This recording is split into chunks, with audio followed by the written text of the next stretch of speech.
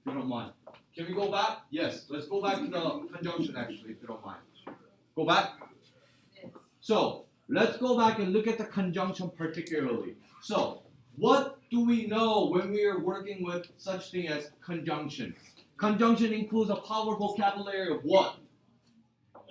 And, right? So basically, when we have the word and in between two inequalities, what do I know about those solutions that we'll be getting off of those conjunction inequality equations?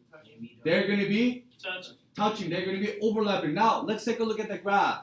Do we see a solution that is overlapping? Yeah. Therefore, you see that those two lines matching in a particular section?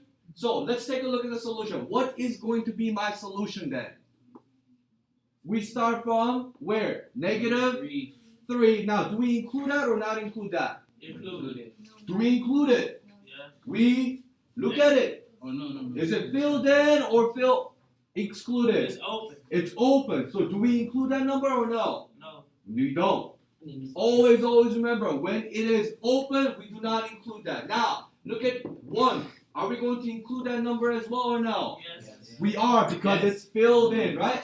Yes. Now, as you can see from developing from this particular section, now we ended up with negative 3 will be smaller than x, and x is going to be smaller than or equal to 1.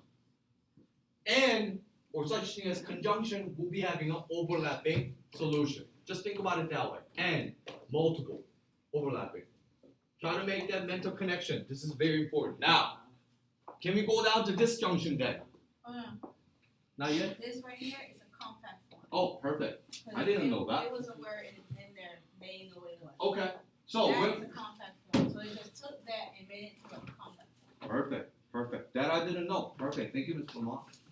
Now, we should learn conjunction and the word and compact form, right? Now, let's go down to disjunction. What do I know about disjunction? What power vocabulary do we have included in there? Or. Now, take a look at the solution. Do we have, what is the difference between conjunctions and disjunction? By just looking at the graph. Yes. For disjunction, use the word and for conjunction. I mean, if disjunction, use the word or, and for conjunction, use the word and. Okay, perfect. Now, let's even take it a further.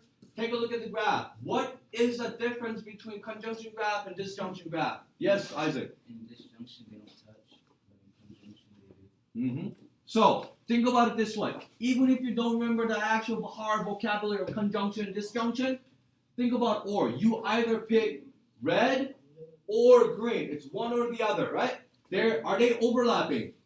No, it's going to be one or the other. Therefore, there will not be any section that will be overlapping. Take a look at the graph. Do we see any overlapping section? No. No. Notice that we don't. Each inequality is heading towards the other way. So this should be a very easy breezy. When you graph it, you take a look at it, you should be able to figure out whether it's conjunction or disjunction. Super simple. Are we good? Yeah. Now, do I need to go over the rest of the problem?